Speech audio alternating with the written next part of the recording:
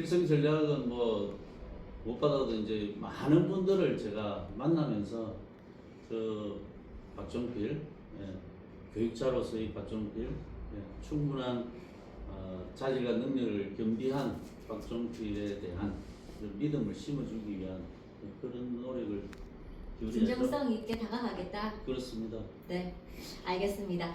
네, 오늘 10여 개 언론사와 공동 인터뷰를 진행하고 있습니다. 제 질문은 여기까지 하고요. 오늘 오신 다른 기자님들의 질문 받도록 하겠습니다. 예, 포인트 경제 정성 기자입니다. 하윤수 전 교육감이 중도 아쉽게 하차하셨는데 그렇습니다. 직원에서 직접 오셨지 않습니까? 네. 예, 혹시 하윤수 전 교육감을 한번 평을 한번 해주시고 개선해야 될 정책이 혹시 있으시면 말씀해 주십시오. 그 하윤수 교육감하고는 뭐 이제 제가 교대를 졸업하고 총동창회 일에 관여하면서 이제 하윤수 그때 그 당시에 교대 교수로서 알았으니까 상당한 이제 기간이 됐죠. 근데 이분이 이제 부산교대 총장도 하시고 그러면서 옆에서 이제 뭐 잘 지켜볼 수 있었는데요.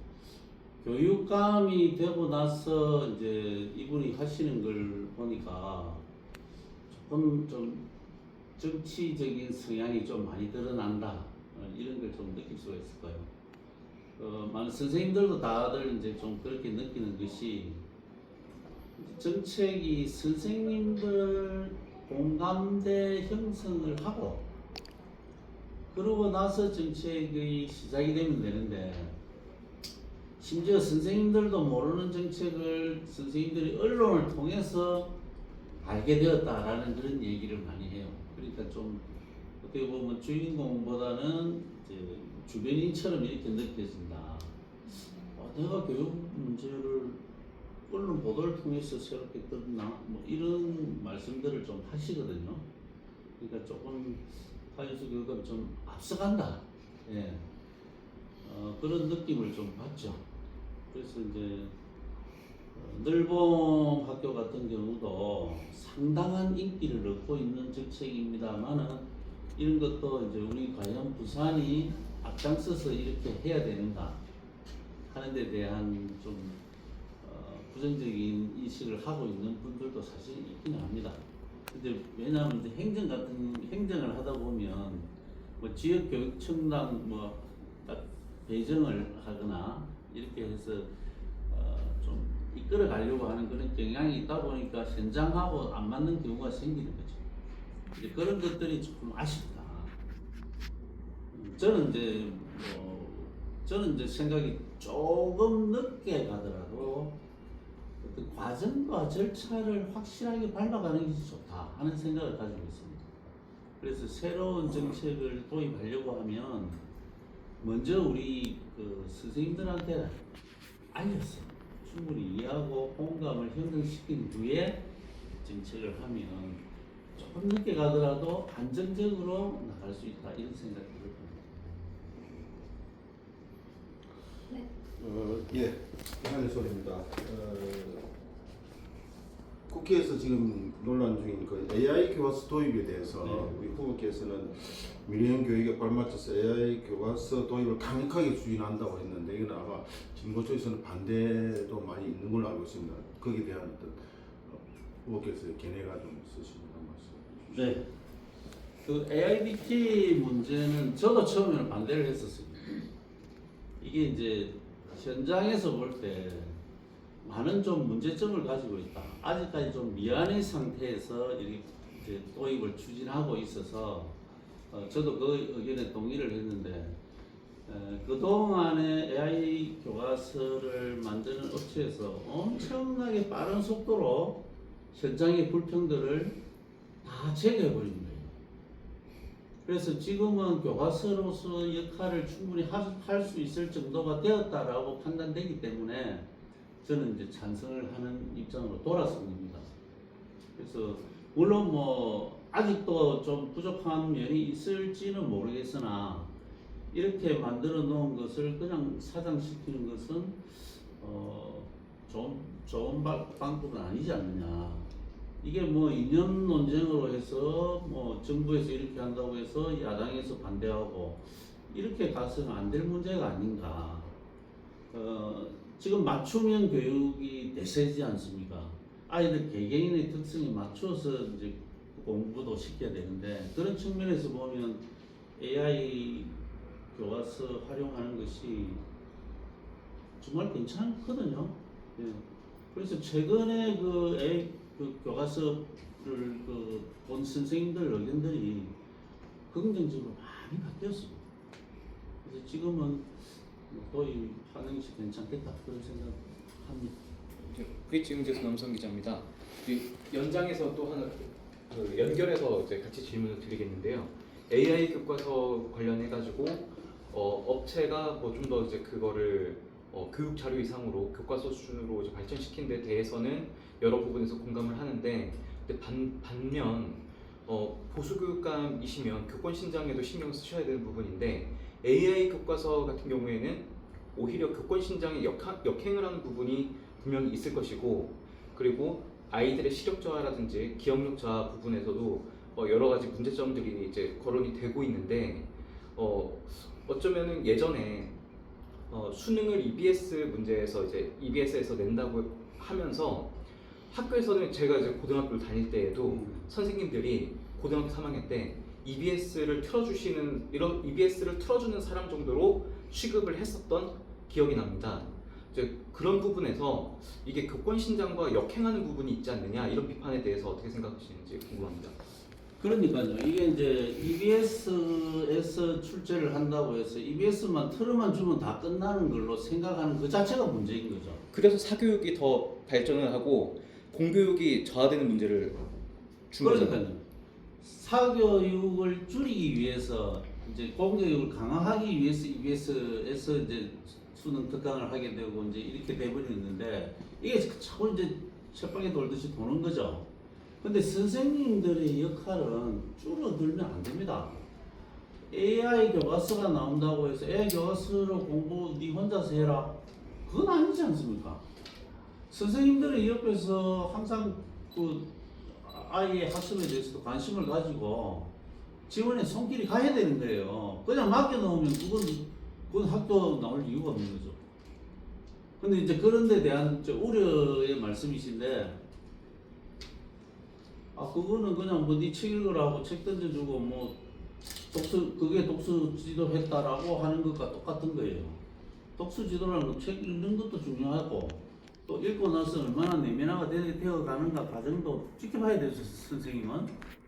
이제 그래서 AI 교과서를 활용해서 하는 거지. 지금도 서책 교과서도 마찬가지예요.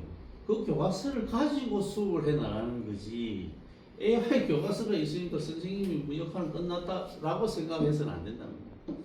그래서 그런 우려는 그게 안 하셔도 되지 않을까 그런 생각을 합니다. 네, 최근 그 저출산과 자녀가 하나도 둘인데 네. 일선에서 보면은 그 부모 학부모들의 그 애들 과잉 보호에 의해서 그게 굉장히 심하고 네. 이것이 선생님한테 전달돼서 선생님은 애들한테 어떤 선생님으로서의 역할을 상당히 못하고 있는 그런 어떤 상황입니다. 그래서 이런 어떤 그 과잉 보호에 의해서 좀 더 이것을 교권이 채찍을 가할 수 있는, 그렇게 함으로써 좀 애들에 대한 인성이나 버릇 이것이 교쳐져야 되는데 이것이 정말 그 제대로 안 돼서 과잉 보호가 이제 한계를 넘어서는, 그래서 교사들도 이제 거기 타치를 못하고 있는 그런 심각한 상황인데 이것이 좀 후보님으로 해결할 수 있는 방법이 있을까요?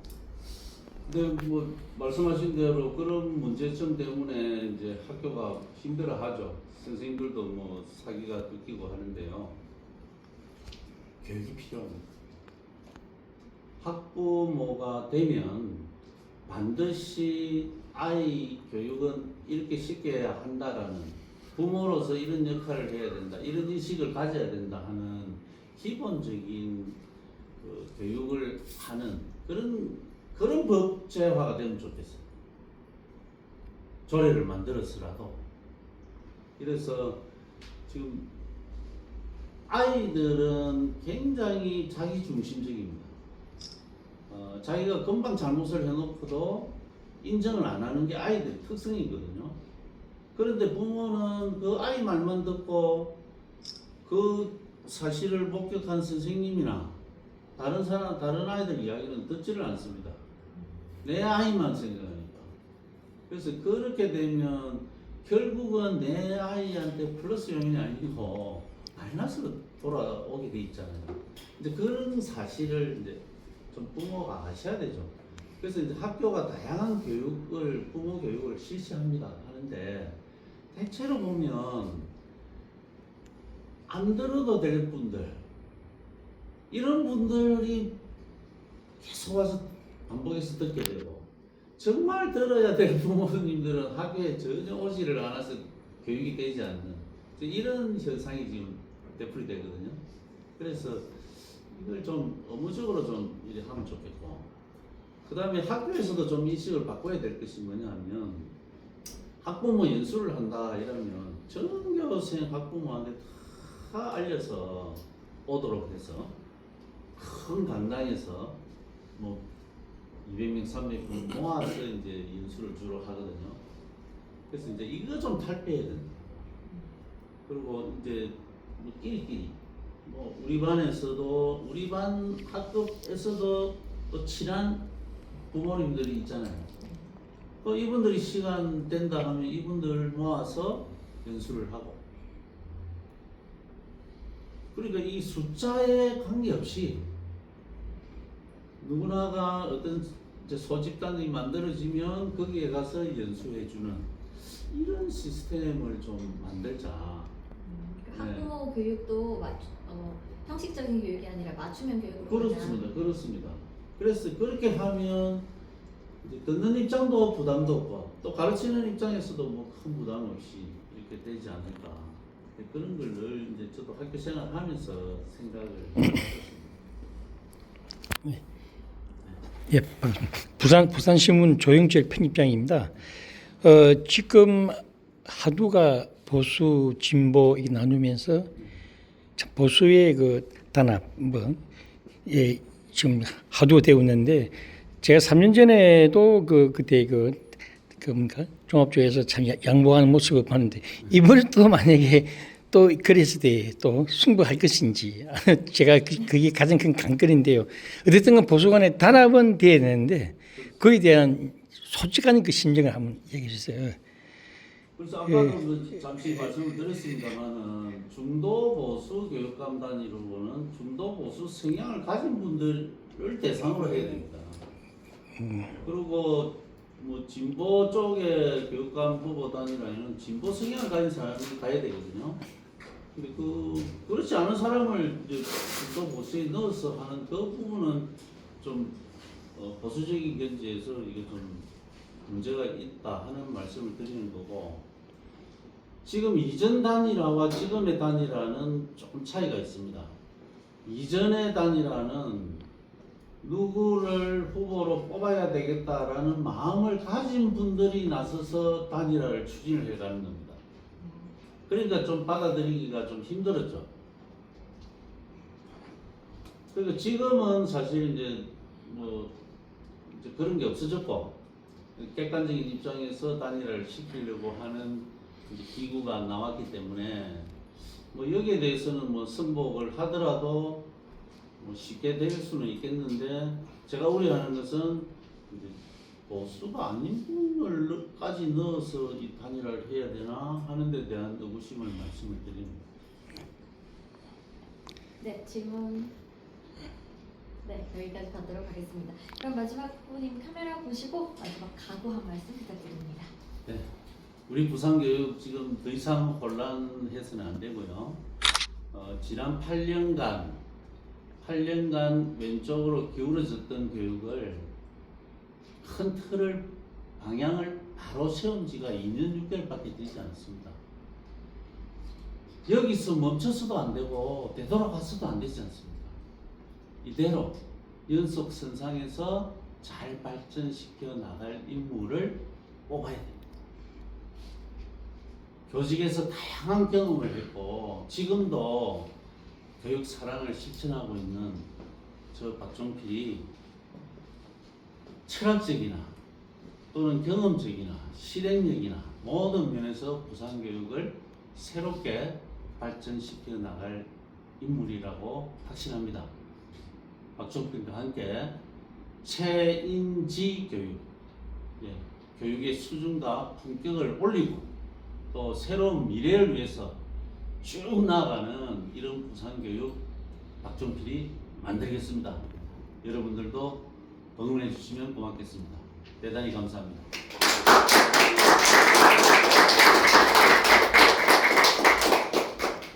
네, 지금까지 박종필 예비 후보와 함께했습니다. 감사합니다. 고맙습니다. 예, 수고하셨습니다. 오늘 너무 수고 많았습니다. 감사합니다.